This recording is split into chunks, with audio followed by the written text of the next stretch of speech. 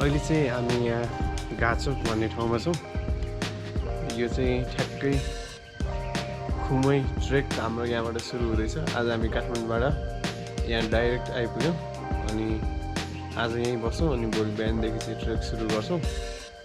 यहाँबाट चाहिँ ब्याकग्राउन्डमा बवाल माछापुछीको भ्यू देखिरहेछ। अहिले चाहिँ हामी होटल खुमैमा नै बसेका छौँ। पछाडि ब्याकग्राउन्ड एकदम बवाल छ।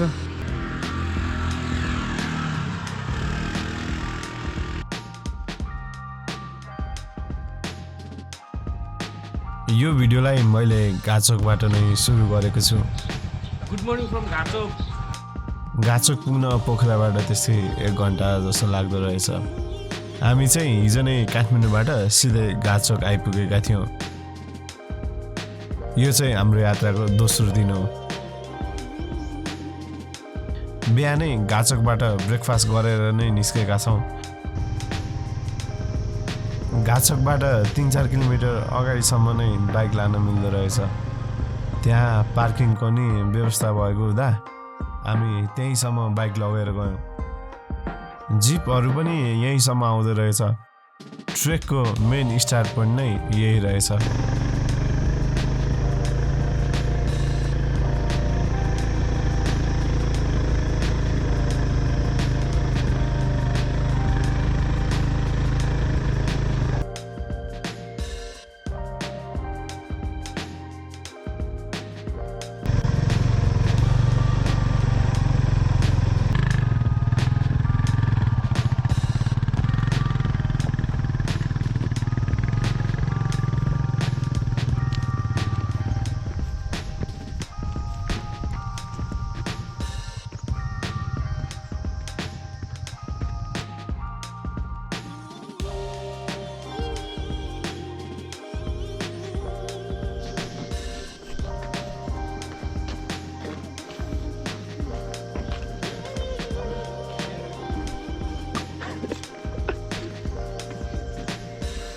बाइक पार्क गरेर सरीपाखाबाट हामी त्यस्तै 8 बजे निस्क्यौँ। सरीपाखाबाट नै हाम्रो ट्रेक स्टार्ट भयो।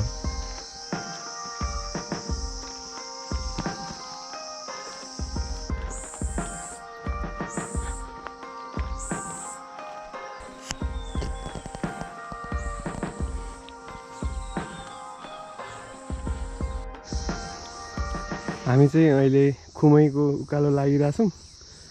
यहाँबाट मजाले हेम्जा बजार पनि देखिरह।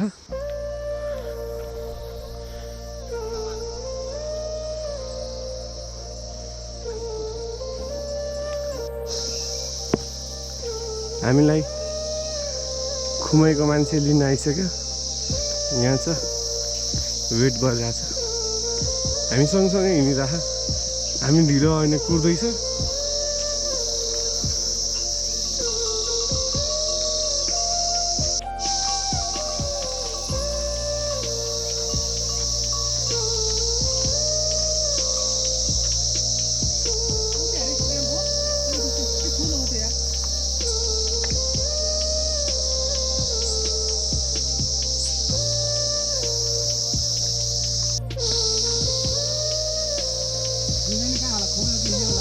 त्यही हो हिलेको मैले।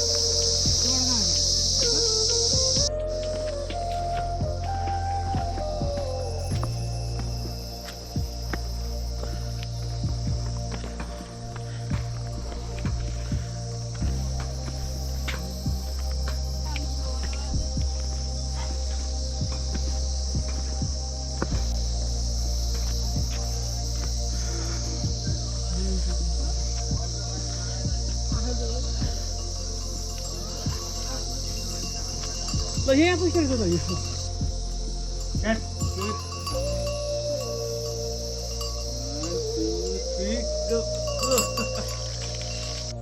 खुमै डाँडाको दूरी भने अलि छोटो नै छ, तर उकालो चाहिँ एकदमै छ। सुरुदेखि नै उकालो बाटोको सामना गर्नुपर्छ।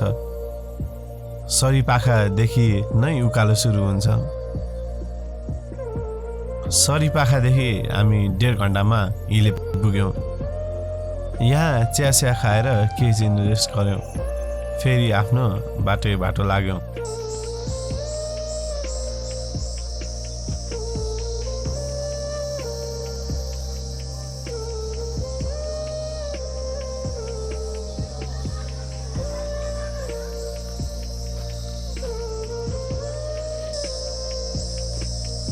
हामीलाई चाहिँ अहिलेसम्म फलो गरेर आज साथ दिइरह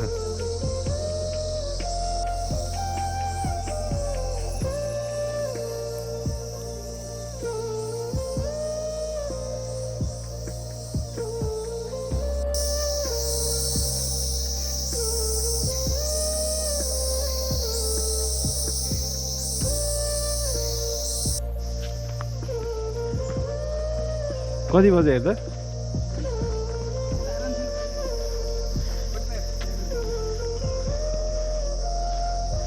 ठ्याक्कै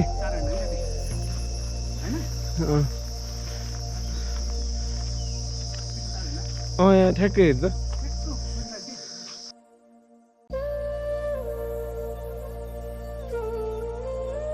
4 घण्टामा देउराली आइपुग्यौँ।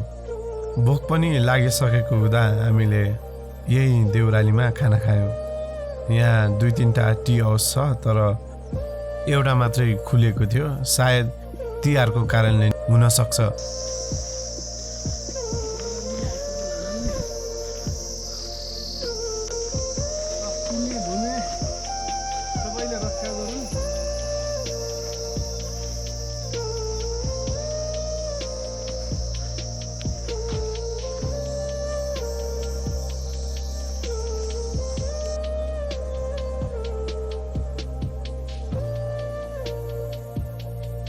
सरीपाखादेखि रेस क्याम्पसम्म एकदमै घना जङ्गल छ।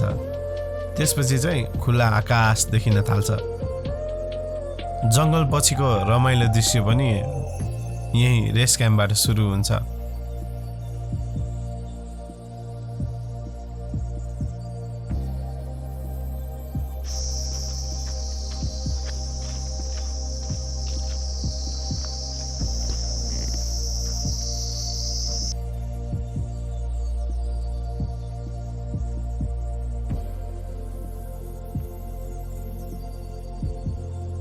ठ्याक्क यहाँनिर खुमै डाँडा देखिसकेको छ। 45 मिनट लेखिरहेको छु।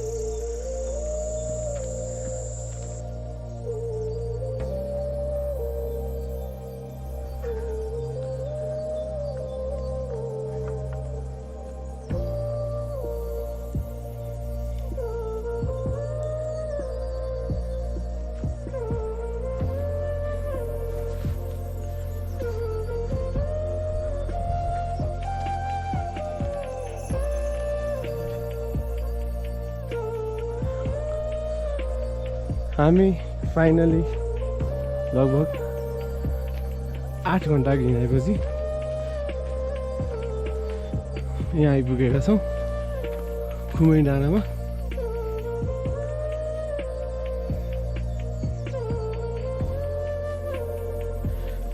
अघिसम्म बाटोमा त धेरै मान्छे देखेको थिएँ तर अहिले चाहिँ सुनसानै देखिरहेको छु। हाम्रो होटल नि यही हो, होटल खुमै डाँडा एन्ड होटल हेडक्वार्टर।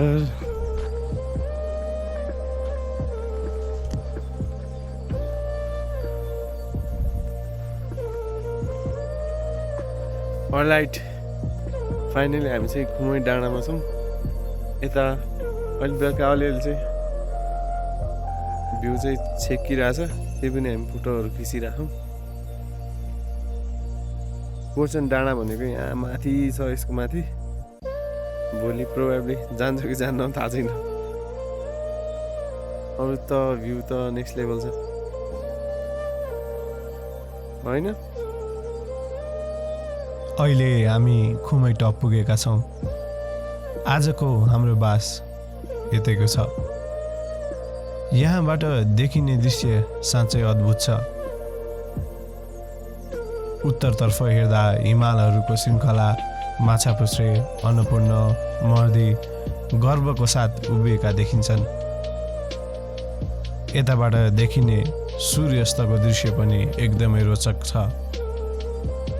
सबेरै उठेर सूर्योदयको अनुभूति गर्न सकिन्छ। सूर्योदय र सूर्यास्त यही ठाउँबाट मजाले हेर्न सकिन्छ। धेरै जस्तो यात्रीहरू बिहानै सबेरै उठेर कोर्सन टप जाने गर्दछन् र त्यहाँबाट सूर्योदयको दृश्य हेर्ने गर्दछन्। तर कोही यात्रीहरू भने खुमै टपबाट नै सूर्योदयको दृश्य हेर्ने गर्दछन्। अरू यात्रीहरू जस्तै हामी पनि सूर्योदय हेर्नका निम्ति पर्खिरहेका थियौँ। गुड मर्निङ फ्रम खुमै डाँडा। भ्यूहरू मजाले खुलेको छ। यता पछाडि माछापुच्छ्रे, अन्नपूर्ण 1 2, हिमालचोली, यता हिमचोली, अन्नपूर्ण साउथ, के छ। यो चाहिँ कोर्चन डाँडा हो। यो चाहिँ मर्दी, पछाडिको यो मर्दी हिमाल, यो चाहिँ माछापुच्छ्रे, यो चाहिँ म भन्न यो चाहिँ म।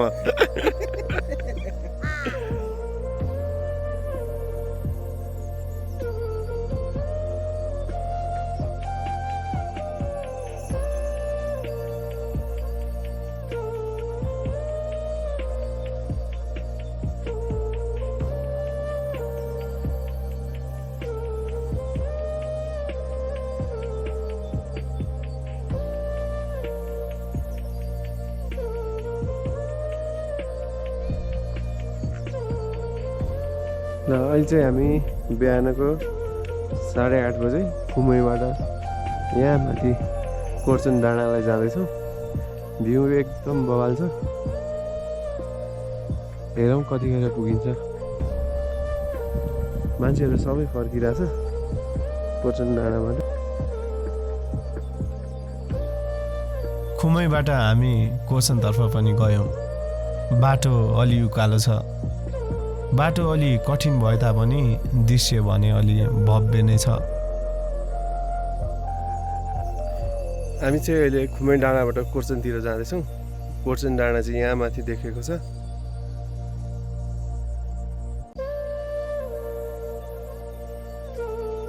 कोर्चन टप पुग्दा हिमालहरू अझै नजिक देखिन्छ। विशेष गरी अन्नपूर्ण क्षेत्रको दृश्य यहाँबाट फराकिलो र विस्तृत देखिन्छ। कोर्चन टपको प्रमुख आकर्षण माछापुच्छ्रे भए तापनि हिमालहरूको सम्पूर्ण श्रृङ्खला एकैपटक हेर्न सकिन्छ।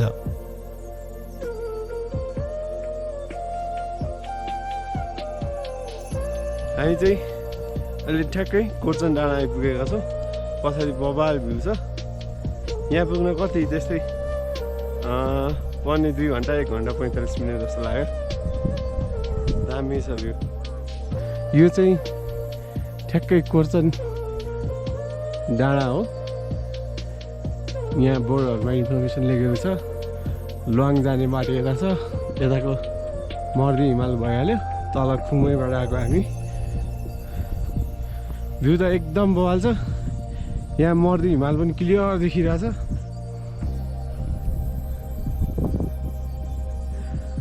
यहाँबाट चाहिँ 360 भ्यू बवाल छ। हिमालचुलीदेखि लिएर लमजुङ, अन्नपूर्ण 4 2, माछापुच्छ्रे, यहाँनिर मर्दी हाई क्याम्प देखिरहेछ। बादल डाँडा, लो क्याम्प सबै देख्न सकिन्छ।